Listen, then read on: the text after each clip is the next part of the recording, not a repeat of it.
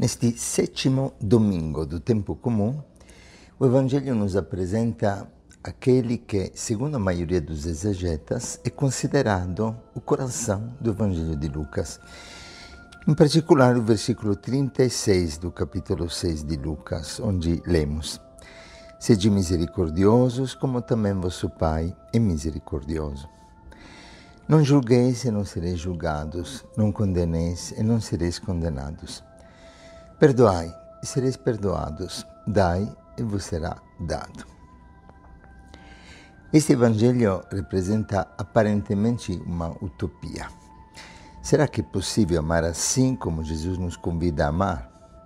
Será que é possível amar os inimigos, não fazer distinção entre as pessoas? Será que é possível bendizer aqueles que amaldiçoam, rezar para aqueles que caluniam? Será que temos condição de oferecer outra face quando alguém nos der uma bofetada numa das faces? E assim por diante. Na verdade, não é um desafio, é a única realidade possível. O mundo não encontrará paz até que não se volverá para a misericórdia do Senhor. Não há outra civilização que possa sustentar a vida humana senão a civilização do amor, aquela que o Santo Papa Paulo VI proclamou e anunciou como caminho para a nova humanidade. Na primeira leitura do livro de Samuel, primeiro livro de Samuel, no capítulo 26, quase que em contraposição, nos apresenta a tentação de vingar-nos dos nossos inimigos. O trecho nos conta do rei Saul que está perseguindo Davi com 3.000 homens para matá-lo, para eliminá-lo. E no mesmo tempo, as circunstâncias que o Senhor permite tornam Davi e colocam Davi em condição de poder matar Saul e vingar-se assim do inimigo, se livrar da ameaça de morte. Ao ponto que Abissai, colaborador de Davi, sugere a Davi de poder matar Saul e diz: Deus entregou hoje nas tuas mãos o teu inimigo. Vou cravá-lo em terra com uma lançada e não será preciso repetir o golpe. Mas Davi respondeu: Não mates, por quem poderia estender a mão contra o ungido do Senhor e ficar impune? E desta forma, Davi supera aquela tentação que, às vezes brincando, defino como o complexo de Boanerges. A tentação que Tiago e João tiveram, por exemplo, quando o povo de Canaã rejeita a presença de Cristo, o anúncio do Evangelho, e eles pedem ao Senhor de poder deixar cair fogo do céu. E o Senhor percebe quanto pouco os apóstolos entenderam a mensagem do Santo Evangelho. A tentação quer dizer de eliminar os inimigos. Davi, um homem fraco, um homem pecador, de fato é um homem que é humilde e tem o coração do Senhor, um coração misericordioso. Ele elimina o inimigo perdoando e assim ele ganha a estima novamente de Saul, que o acolhe finalmente como filho, como irmão. Este episódio lembra de perto aquilo que dizia Abraham Lincoln, primeiro presidente dos Estados Unidos, que dizia: nós temos que eliminar os inimigos, sim, mas eliminar os inimigos perdoando, conquistando-os pelo amor. O único inimigo da nossa vida, de fato, é o diabo, aquele que é o acusador, aquele que semeia a inimizade entre nós, aquele que homicida desde o princípio. Gandhi, o grande libertador da Índia pelo método da não violência, da dominação dos ingleses, dizia que se nós seguíssemos a lei do talião, dente por dente, olho por olho, todo mundo estaria cego e mangueira. Nós precisamos perceber, pelo contrário, que o inimigo, aquele que nos acusa, aquele que nos amaldiçoa, pode tornar-se o nosso maior benfeitor.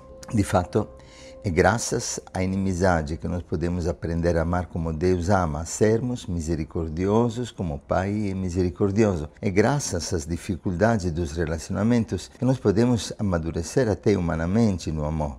pois não há crescimento sem sofrimento. E o Senhor, no Espírito que nos habita, neste amor que é derramado no nosso coração, nos ensina sempre, continuamente, pela sabedoria divina, a transformar cada dificuldade de relacionamento em oportunidade de crescimento e de santificação. Eis então o convite de Jesus no Evangelho: sede misericordiosos, como também vosso Pai é misericordioso. Literalmente, o termo sede misericordiosos teria que ser traduzido desta forma: sede pluriuterinos, como o Pai é pluriuterino. Como é o Pai?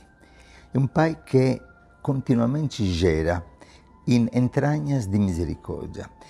O Pai, Deus, nosso Pai, é o Senhor bondoso e compassivo, como lemos no Salmo Responsorial 102. Ele perdoa toda a tua culpa, cura toda a tua enfermidade, da sepultura salva a tua vida, te cerca de carinho e compaixão.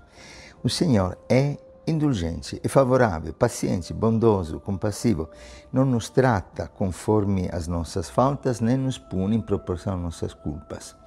Pelo contrário, é maravilhoso este versículo que segue: quanto dista o nascente do poente, tanto afasta para longe de nós nossos crimes. Em outras partes nós lemos: assim como o céu é alto sobre a terra, a sua misericórdia sobre aqueles que o temem. E as expressões que Lucas escolhe para definir a misericórdia do Pai, este ser pluriuterino do Pai, é a seguinte: não julgueis e não sereis julgados, não condeneis e não sereis condenados. São duas expressões negativas e duas positivas. Perdoai e sereis perdoados, dai e vos será dado. Por quê? A quem cabe o julgamento, senão a Deus Pai? E interessante, Deus Pai não julga. Ele deixa o julgamento para o Filho. E o Filho também diz que ele não veio para condenar, mas para salvar. Em outras palavras, quando nós julgamos alguém, caímos numa tentação diabólica, numa tentação de idolatria. Queremos substituir-nos a Deus Pai, mas numa imagem totalmente errada do Pai. Como um Pai juiz, um Pai que condena. Quando Lucas diz: não condeneis e não sereis condenados, ele diz: não sejais como o diabo, aquele que acusa, aquilo que deseja a nossa condenação. Mas perdoai e sereis perdoados. E quem perdoa?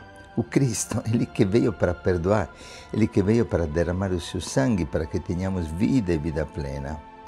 E quando ainda, na segunda afirmação positiva, Lucas expressa: dai e vos será dado, ele nos remete à ação do Espírito Santo, que é o dom por excelência.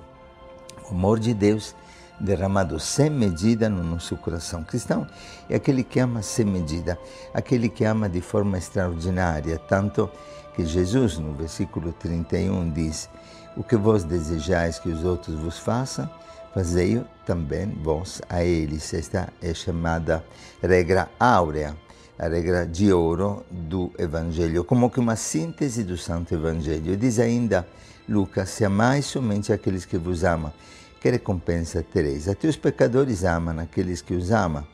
E se fazei bem somente aqueles que vos fazem bem, que recompensa tereis? Até os pecadores fazem assim. E sempre estáis somente aqueles que esperais receber, que recompensa tereis? E é interessante: o que fazer de extraordinário, diz Lucas? Em outras palavras, nós somos chamados continuamente a mostrar ao mundo um rosto extraordinário, algo que surpreenda o mundo. Deus tem um útero e deseja que o nosso coração torne-se este útero, quase que ele precise, brincando, diria, de útero de aluguel. Como Deus é Pai, como Deus nos gera através do Filho, pela força do Espírito Santo, somos chamados a acolher esta humanidade ferida, esta humanidade que está sendo abortada pelo mundo, pela nossa sociedade, neste clima de polarização tão extrema, tão violenta, para sermos nós, na verdade, homens e mulheres pluriuterinos, que saibam reconstruir o mundo que está sendo despedaçado por esta cultura do ódio, por esta cultura de morte. quantas vidas que precisam ser geradas, quantos homens e quantas crianças que se sentem, como me dizia uma criança de rua, um resto de aborto. Ou aquela outra criança que me dizia: padre, gostaria de ser como um cachorrinho. Perguntei por quê. Porque minha mãe me gerou, mas me abandonou. Minha avó me cria, mas ela ama mais os cachorrinhos do que eu. Eu sou um peso para ela. E gostaria tanto de ser amado, assim como ela ama os cachorros que tem. Quantos homens e mulheres que se sentem sem nome, como meu irmão que encontrei há tempo na rua, e ao perguntar o nome me respondeu: eu não tenho nome, para mim não tem esperança, para mim não tem mais jeito, eu mesmo desisti de mim. E este homem encontrou na comunidade este útero que Deus deseja que sejamos cada um de nós. A verdadeira perfeição da vida cristã consiste no amor. Não somos santos quando acumulamos dons ou virtudes, ou graças na nossa vida, méritos na nossa vida. A nossa santidade está na medida da nossa misericórdia. Por isso que no final do Evangelho nós lemos: dai e vos será dado. Pois uma boa medida, calcada, sacudida, transbordante, será colocada no vosso colo, porque com a mesma medida com que medirdes os outros, vós também sereis medidos.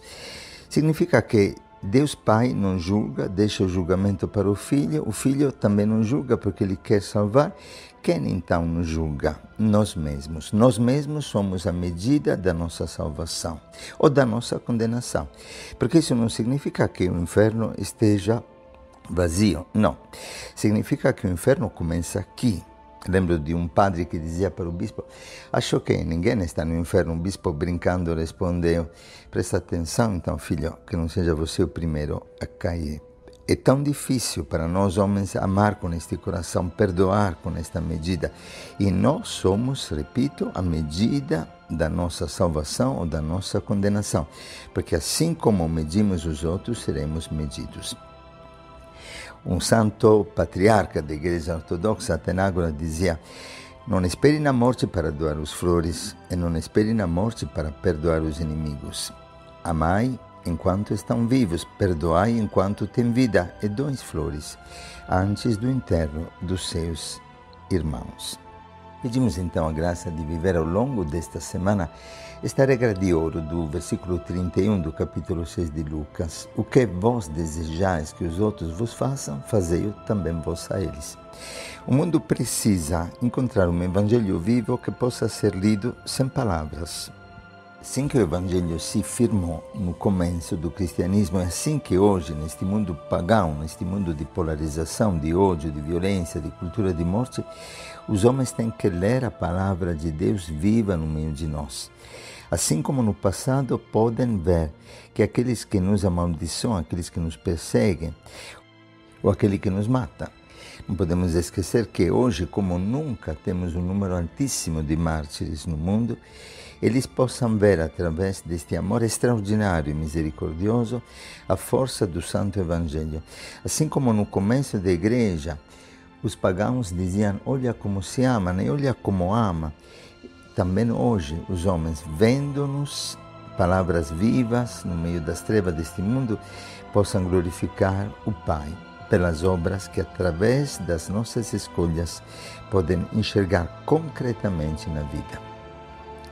Quero terminar contando a experiência que vivemos em Bruxelas, onde temos uma casa de acolhida para imigrantes. Neste ano passado acolhemos pessoas de mais de 30 nacionalidades diferentes. Um dia se apresentou Moisés, um jovem muçulmano, e disse para os missionários: me ensinem a ser cristão. Os nossos missionários perguntaram: por que você quer ser cristão? E disse: porque eu vi aqui um amor que não conhecia. Vocês acolhem a todos e não esperam nada de ninguém. Vocês amam a todos sem distinção de nacionalidade, de religião. Vocês amam os inimigos, vocês amam aqueles que os amaldiçoam. Eu não conhecia este amor. Depois fui numa casa de um jovem que me acolheu. E vi que ele amava como vocês amam. Descobri que ele ia na missa todos os dias.